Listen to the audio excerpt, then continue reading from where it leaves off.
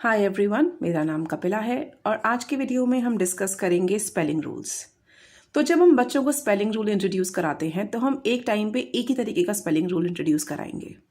अगर हम 2 से 3 स्पेलिंग रूल्स एक ही दिन में इंट्रोड्यूस कराएंगे तो बच्चे कन्फ्यूज़ हो जाएंगे।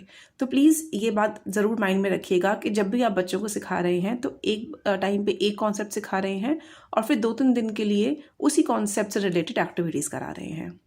मैं आपको एक एग्जाम्पल देती हूँ। जैसे AI और AY की जो स्पेलिंग रूल्स हैं, जैसे दोनों का साउंड ए है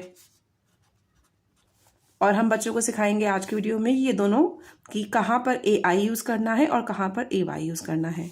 उसी तरीके से एक और स्पेलिंग रूल है IE और EI का। इन दोनों की साउंड जो है वो E होती है, पर हम ये दोनों कॉन्सेप्ट एक दिन में नहीं सिखाएंगे, क्योंकि अगर हम दोनों कॉन्सेप्ट एक ही दिन में सिखाएंगे तो बच्चे कंफ्यूज होंगे। तो हम एक दिन में एक कॉन्सेप्ट लेंगे और आज की वीडियो में हम इस कॉन्सेप्ट की बात करेंगे। तो जब हम बच्चों को सिखाएंगे तो सबसे पहले हमें उन्हें बताना है कि AI की और AY की साउंड क्या है। दोनों की साउंड एक ही है, जो कि है A। अब बच्चे पूछेंगे कि हमें कैसे चलेगा पता कि हमें कहाँ पे क्या यूज़ करना है। तो ये बहुत सिंपल है। AI जो होता है वो हमेशा स्टार्ट में या फिर मिडिल में यूज़ होता है। फॉर एग्जाम्पल एम स्टार्ट में यूज़ हुआ, या फिर टेल मिडिल में यूज़ हुआ। ठीक है। AY जो होता है always it is used at the end. For example, the month May.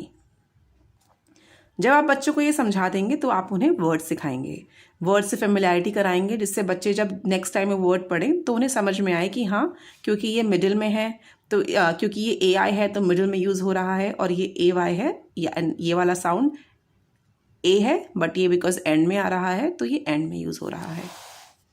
तो अब हम वर्ड्स रीड करेंगे। इसी तरीके से आप बच्चों को भी वर्ड्स रीड कराएंगे।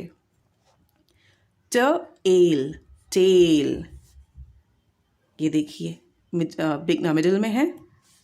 Paid, hello, fail. और जैसे कि आप बच्चों में हमेशा कहती हूँ कि आप बच्चों को जब भी कोई वर्ड रीडिंग कराते हैं और कुछ भी जो नया वर्ड होता है जो आपको लगता है बच्चों को नहीं पता होगा, तो आप उनका मीनिंग बच्चों को बताएंगे। मेल, जैसे मेल का मतलब क्या होता है, जैसे जो चिट्ठी आती है उसको मेल बोलते हैं, या ईमेल्स जो होते हैं उसे मेल बोलते हैं। Nail, rail, cell. सेल का मतलब क्या होता है? सेल का मतलब होता है इस वाले सेल का मतलब SAIL वाला जो सेल होता है, इसका मतलब होता है जैसे बोट सेल करते हैं तो उसको बोलते हैं cell. Quail, quail is a bird.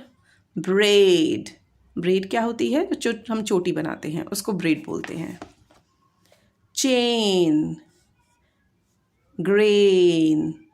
ये जो कॉमन है उनका मीनिंग मैं नहीं बता रही हूँ बिकॉज वो आपको पता ही होगा, जैसे ग्रेन का मतलब क्या होता है या चेन का मतलब क्या होता है।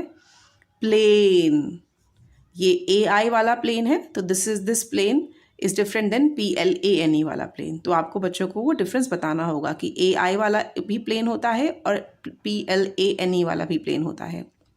एक चीज़ मैं आपसे और कहना चाहती हूँ, अगर आप बच्चों को ये स्पेलिंग रूल सिखा रहे हैं तो ये ज़रूरी है कि आपके बच्चों को ब्लेंड्स आते हों। अगर आपके बच्चों को ब्लेंड्स अभी नहीं आते हैं तो प्लीज़ आप स्पेलिंग रूल्स पे नहीं जाइए, पहले अपने बच्चों को ब्लेंड्स सिखाइए, क्योंकि अगर ब्लेंड्स नहीं आएंगे तो बच्चे ये वर्ड रीड ही नहीं कर पाएंगे। और अगर आप ये वीडियो देख रहे हैं तो आप देख रहे होंगे कि मैंने बेसिक वर्ड्स यूज़ करे हैं बेसिक ब्लेंड्स के साथ, या जो CVC साउंड का पैटर्न फॉलो करते हैं उनके साथ। Big words, difficult words use नहीं करे हैं, क्योंकि वो बच्चों को धीरे धीरे आएंगे। अभी बच्चे जो हैं 5 से 7 साल के बीच में हैं तो वो बेसिक वर्ड्स पढ़ते हैं, वो बड़े बड़े वर्ड्स नहीं पढ़ते हैं। ब्रेन, जैसे ब्र एक ब्लेंड है, तो अगर आप ये वीडियो देख रहे हैं तो मैं एज्यूम कर रही हूँ कि आपको बच्चों को ब्लेंड्स आता है, और अगर नहीं आता है तो मैंने ब्लेंड्स के ऊपर वीडियोस बनाई हैं। मैं आपसे रिक्वेस्ट करती हूँ कि पहले आप वो वीडियो देखिए, बच्चों को ब्लेंड सिखाइए और फिर इस वीडियो पे वापस आइए। brain, stain, train, paint, raise, weight, waste, like the waistline that we have. Rain, main, snail, pen and bet. Bet क्या होता है? जब हमें फिश पकड़नी होती है तो जो हम जो फिश का जो पकड़ने का होता है कांटा, उस पर जो लगाते हैं उसे बेट बोलते हैं.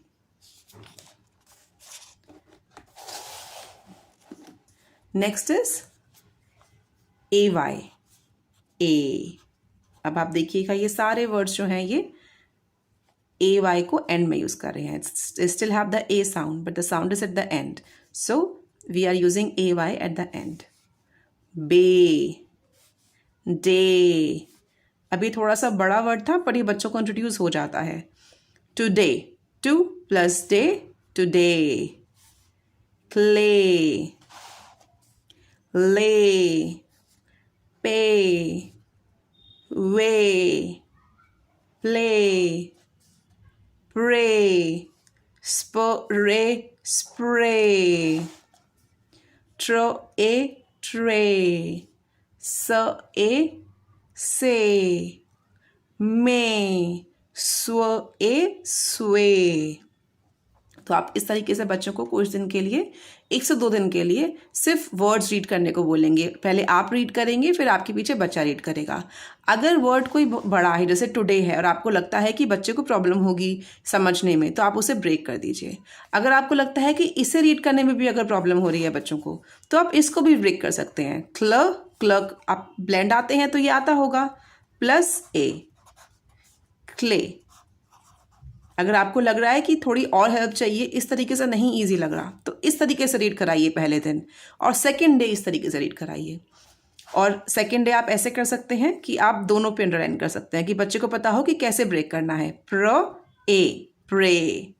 तो अगर आप चाहें, हर बच्चा जैसे अलग होता है, तो कुछ बच्चों को इस तरीके से समझ में आ जाएगा इजीली, कुछ बच्चों को इस तरीके से स्टार्ट करवाना पड़ेगा. तो आप देखिए कि आपके बच्चों के लिए कैसे इजी है और उस तरीके से यूज़ कीजिए.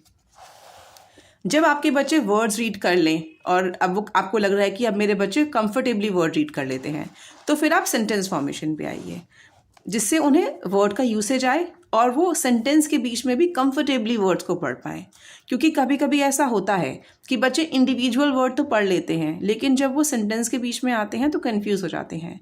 तो बहुत ज़रूरी है कि बच्चों को जो भी आप नई चीज़ सिखा रहे हैं वो सेंटेंस के बीच में कैसे यूज़ करना है ज़रूर सिखाइए. मैंने यहाँ पे कुछ एग्जाम्पल्स दिए हैं, आप इसमें और भी ऐड कर सकते हैं. This is just a reference for you. और इसमें मैंने सारे बेसिक वर्ड्स यूज़ करे हैं जो बच्चों को ऑलरेडी आते हैं. हम टफ वर्ड्स देंगे तो बच्चा कॉन्फिडेंस लूज़ करेगा और उसको इंटरेस्ट नहीं आएगा पढ़ने में.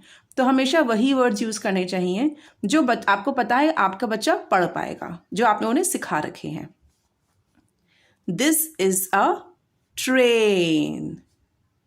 It is a big day. The cat lay under the sun. Look at that snail. जब आप सेंटेंस फॉर्मेशन में भी बच्चों को रीड करना सिखा देंगे तो फिर लास्ट है डिक्टेशन देना. डिक्टेशन देने से बच्चों के कॉन्सेप्ट बहुत स्ट्रांग होते हैं. तो मैं डिक्टेशन को बहुत ही ज़्यादा एडवोकेट करती हूँ. मेरे को लगता है अगर बच्चा रीड भी कर पाता है पर अगर वो लिख नहीं पाता डिक्टेशन के टाइम पर, तो मतलब वो कंफ्यूज है. तो डिक्टेशन ज़रूर देनी है बच्चों को.